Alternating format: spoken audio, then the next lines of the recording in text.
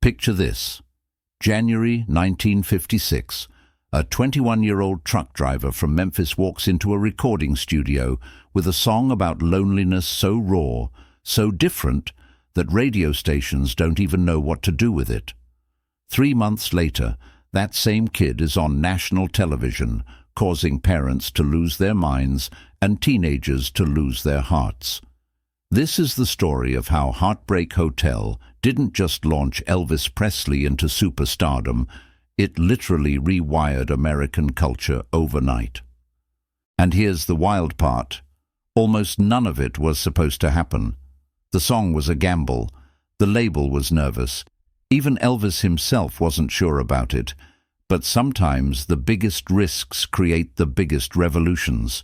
Today, we're diving deep into the 3-month period that changed music forever. From the desperate recording session that almost didn't happen, to the television performance that made America freak out, to the moment Elvis realized his life would never be the same. Stick around, because this story has more plot twists than you'd expect, and by the end, you'll understand why this one song became the blueprint for every rock star who came after. Let's get into it. So let's rewind to late 1955. Elvis Presley had just signed with RCA Records for the absolutely insane sum of $35,000. Now, that might not sound like much today, but back then, it was the most money ever paid for a single artist. RCA was taking a massive gamble on this kid who'd had some regional success with a tiny label called Sun Records. The pressure was absolutely crushing. They needed a hit, and they needed it fast. But here's where it gets interesting. Nobody could agree on what that hit should be. Elvis had this unique sound, this blend of country, blues, and something nobody could quite name. Radio stations didn't know whether to play him on their country shows or their rhythm and blues programs. He was too wild for the country stations, too country for the blues stations, too everything for the pop stations. Enter a songwriter named Tommy Durden and a steel guitar player named May Boren Axton. May was actually a high school teacher who wrote songs on the side, which is already kind of amazing. She'd promised Elvis's mother, and this detail is crucial, that she would write him a hit song. Not just any song, but $1 million hit. That's a pretty bold promise to make to someone's mum. May and Tommy had read a newspaper article about a man who'd committed suicide, and the note he left behind said something about walking to a lonely street to a place called Heartbreak Hotel. Dark stuff, right? But something about that image, this lonely hotel at the end of a broken street, captured their imagination. They wrote the song in about 22 minutes, which feels almost impossible given how iconic it became. Now, when May played the demo for Elvis in November 1955, his reaction wasn't what you'd expect. He didn't jump up and down or immediately say yes. He listened quietly, played it again, and then said he wanted to record it. But here's the thing. The song was weird. It had this echo-drenched, almost spooky sound on the demo. The lyrics were about being so lonely you could die, which wasn't exactly the happy-go-lucky stuff dominating the charts. Most hit songs in 1955 were about puppy love and holding hands. This was about checking into a hotel for heartbroken people where you could be lonely together. It was melancholic, it was haunting, and it definitely wasn't safe. RCA wasn't thrilled. The executives at the label had expected Elvis to come in and record some proven material, maybe some covers of existing hits that they could market to teenagers. Instead, he wanted to lead with this bizarre song about loneliness. They tried to talk him out of it. They suggested other songs. They even recorded other material first, hoping something else would emerge as the obvious single. But Elvis had this instinct, this gut feeling about Heartbreak Hotel. He believed in it with a certainty that surprised everyone around him. And remember, this is a 21-year-old kid who'd been driving a truck just 18 months earlier. He wasn't supposed to have this kind of artistic vision yet. The recording session happened on January 10th, 1956, at RCA's studios in Nashville. And from the very beginning, nothing went smoothly.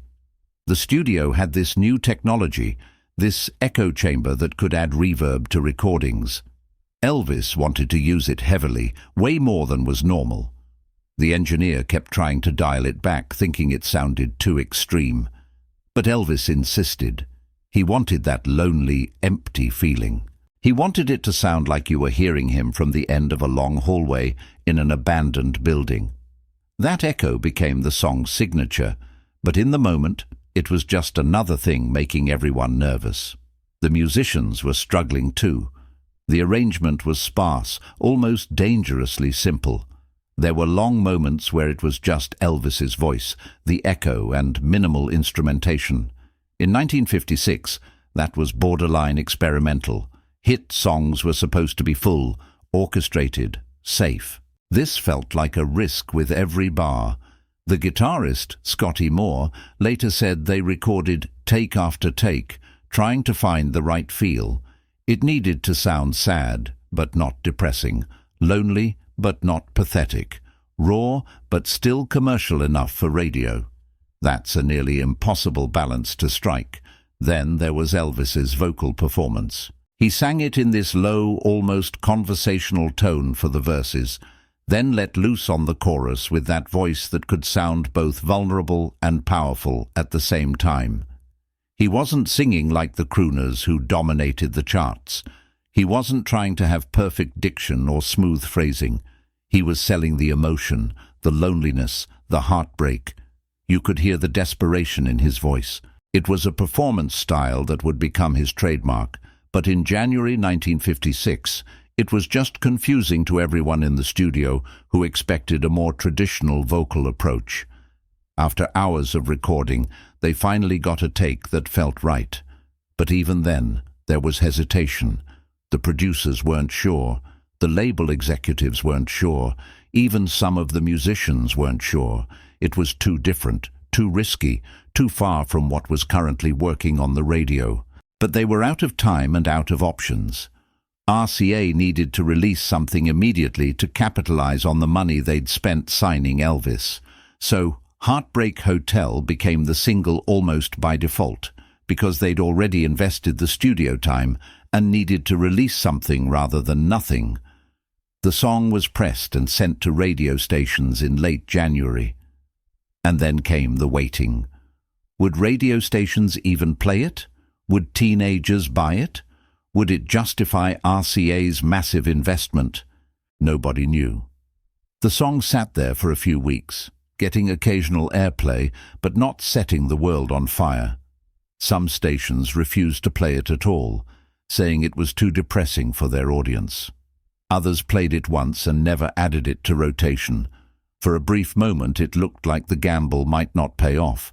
Elvis's big label debut might flop, and his career might be over before it really started. But then something started happening. Teenagers weren't just buying the record, they were obsessing over it. They were calling radio stations, requesting it constantly. They were forming lines at record stores. The song was connecting with young people in a way that nobody had predicted.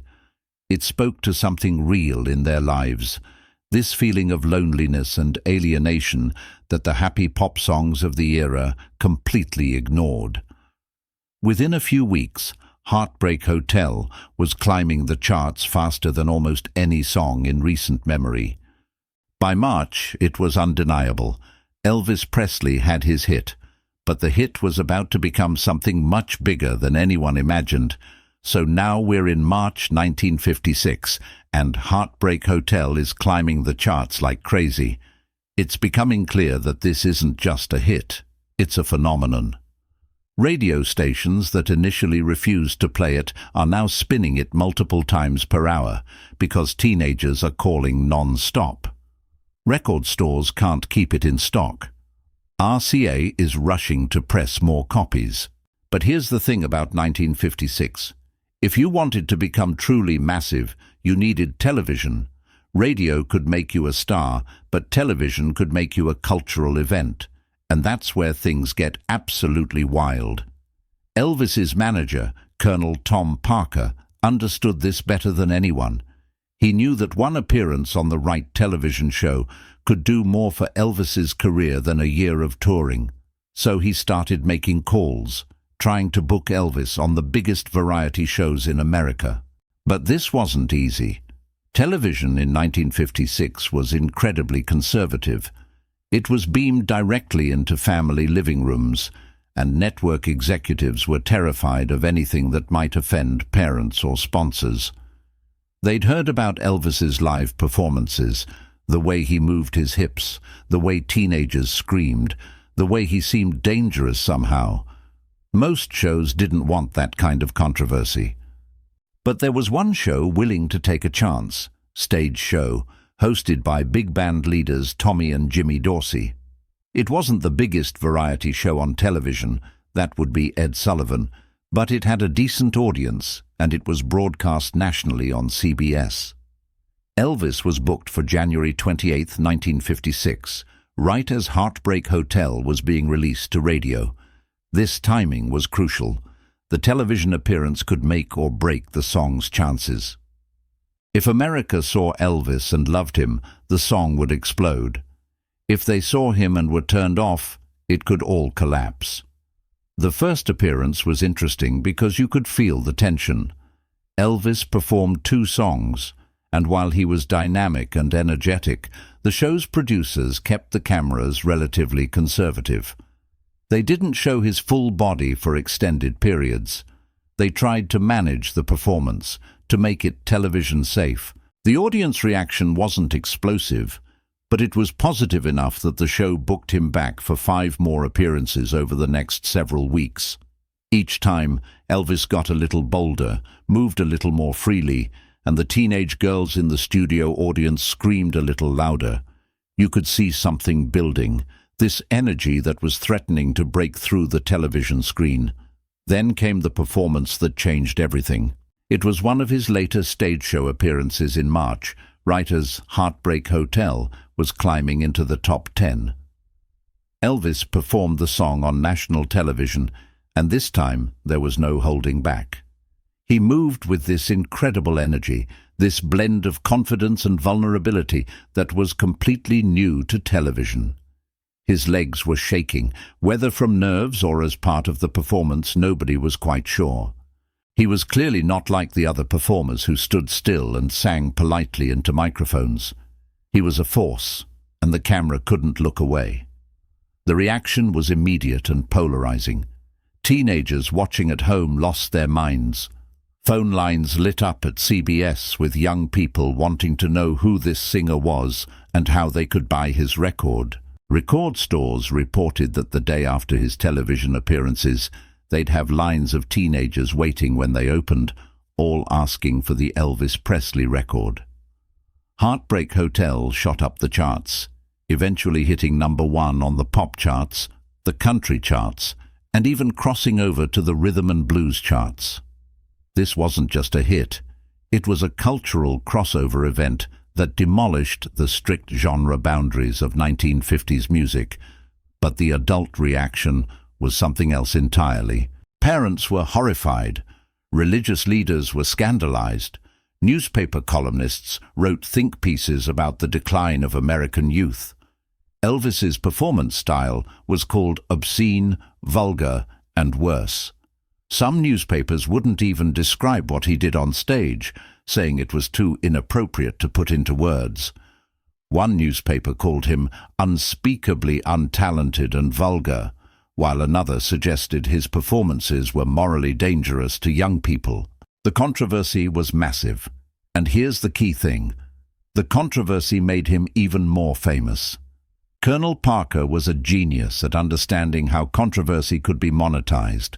Every article condemning Elvis, every parent group protesting his performances, every radio station banning his music, it all just made teenagers want to see him more. It created this forbidden fruit dynamic where Elvis became the thing your parents didn't want you to listen to, which made him irresistible to young people. The more adults clutched their pearls, the more teenagers screamed at his concerts. Heartbreak Hotel wasn't just a song anymore. It was the anthem of a generational divide. By April 1956, just 3 months after recording Heartbreak Hotel, Elvis was the most talked-about entertainer in America. The song had hit #1 and stayed there for 7 weeks. He'd been on television multiple times, each appearance causing more controversy and more sales. He was being booked for bigger shows, better venues, more money. Movie studios were calling with offers. His face was appearing in magazines and newspapers constantly. The kid who'd been driving a truck less than 2 years earlier was now causing a national conversation about youth culture, sexuality and entertainment, and the future of music. But here's what made it truly revolutionary. Elvis wasn't just famous. He'd fundamentally changed what was possible in popular music. Before Heartbreak Hotel, pop music was largely controlled by adult tastes and conservative values. Songs were vetted by gatekeepers who decided what was appropriate. But Elvis and Heartbreak Hotel proved that teenagers were their own market with their own preferences, and they had enough buying power to create stars that adults actively disliked. This was the birth of the teenager as a cultural and economic force, and Elvis was the catalyst. Within months, every record label in America was looking for their own Elvis, someone who could capture that same lightning in a bottle. Rock and roll went from a fringe genre to the dominant force in popular music almost overnight. Let's talk about what Heartbreak Hotel actually accomplished, because it's easy to look back now and think it was just another hit song. But what happened in those 3 months from January to April 1956 wasn't just the launch of one career, it was the complete restructuring of the music industry and youth culture. Nothing was the same after Heartbreak Hotel, and I mean nothing. The song proved that a new generation had arrived, and they wanted music that spoke to their emotions in a raw, unfiltered way. They wanted performers who didn't look or sound like their parents' generation. They wanted authenticity, even if that authenticity made adults uncomfortable. The most immediate impact was commercial. Heartbreak Hotel sold over 1 million copies in its first few months, earning Elvis his first gold record. But more importantly, it demonstrated to record labels that there was massive money in youth music. Before Elvis, most record companies focused on adult-oriented pop, jazz, and traditional country. The youth market was seen as a small niche. But when a single song could sell 1 million copies primarily to teenagers, everything changed. Suddenly, every label in America was scouting for young talent that could appeal to the teenage market. The entire business model of the music industry shifted within a year. Artistically, Heartbreak Hotel opened doors that nobody knew existed. The song's production, with that heavy echo, that sparse arrangement, that emphasis on mood over melody, became incredibly influential. Producers started experimenting with studio effects in ways they'd been too conservative to try before. The idea that a song could be atmospheric, that it could create a feeling rather than just deliver a tune, became more acceptable.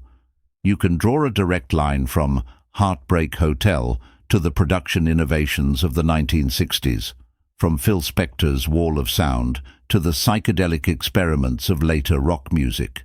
The performance style Elvis established also changed everything. Before him, male singers in popular music were expected to be either smooth crooners or wholesome boy-next-door types. They stood relatively still, focused on vocal technique, and presented themselves as non-threatening. Elvis shattered that completely.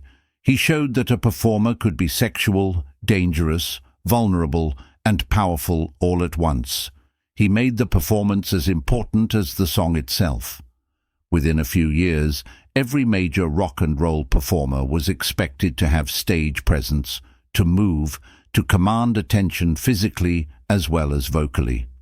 The static performer became obsolete almost overnight. Culturally, the success of Heartbreak Hotel marked a turning point in the generation gap. Before 1956, teenagers generally listened to the same music as their parents, or at least music that parents approved of. But Elvis created music that was specifically for young people, music that adults actively disliked. This wasn't accidental, it was part of the appeal. Teenagers suddenly had their own culture, their own icons, their own world that existed separately from adult approval. This generation gap would define the rest of the 1950s and explode in the 1960s, but Heartbreak Hotel was where it truly began. For Elvis personally, Heartbreak Hotel transformed him from a regional curiosity into a global phenomenon. By summer 1956, he was making movies, appearing on the biggest television shows, selling out arenas, and causing riots wherever he performed. The money was rolling in at levels that would have been unimaginable a year earlier. But it also trapped him in ways.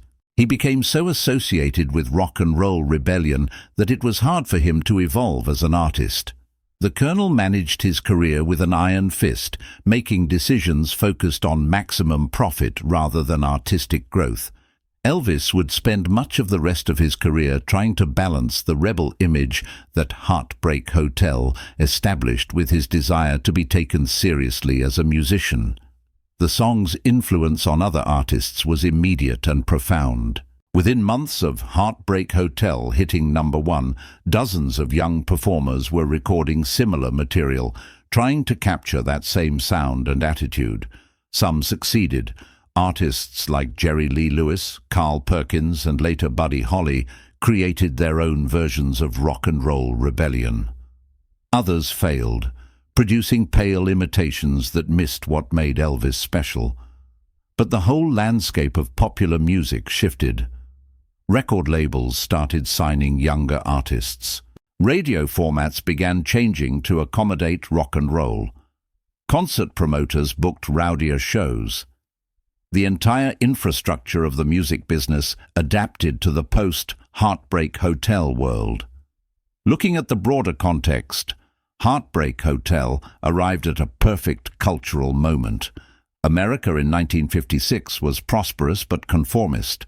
The post-war boom had created suburban comfort, but also a sense of sameness and repression, especially for young people.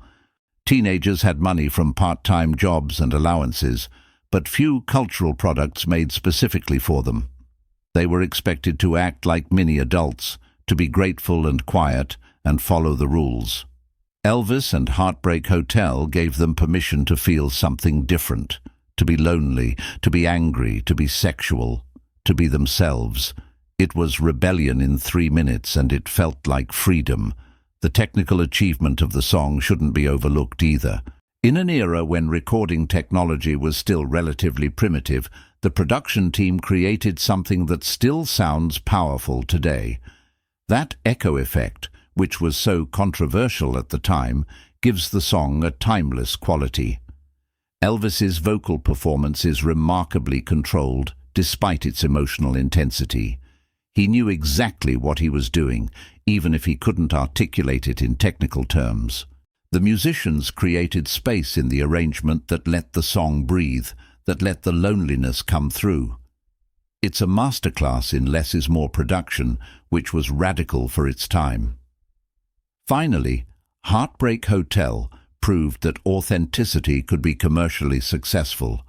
The song succeeded because it felt real, because Elvis sold the emotion, because teenagers could hear something genuine in it, even if they couldn't explain what that something was. This lesson would echo through decades of popular music. The artists who connected most deeply with audiences were those who seemed authentic, who appeared to be expressing something real rather than manufactured. Heartbreak Hotel set that template. It showed that vulnerability could be powerful, that imperfection could be more compelling than polish, that breaking the rules could create something more valuable than following them. And that lesson changed not just music, but all of youth culture going forward. So there you have it, The story of how one song recorded in one day changed absolutely everything. Heartbreak Hotel wasn't just Elvis Presley's breakthrough hit. It was the moment when rock and roll went from a regional curiosity to the dominant force in popular music. It was when teenagers became their own cultural market. It was when music became something that could divide generations and define identities. 3 months from recording to cultural revolution. That's the power of the right song at the right moment with the right artist. And here's the crazy part. All of this almost didn't happen. If RCA had insisted on a safer single, if Elvis hadn't trusted his instincts, if that first television appearance had flopped, the entire history of popular music might be different. But it did happen, and we're still living in the world that Heartbreak Hotel created. Thanks for watching, and if you enjoyed this deep dive into music history, hit that subscribe button because we've got plenty more stories like this coming your way.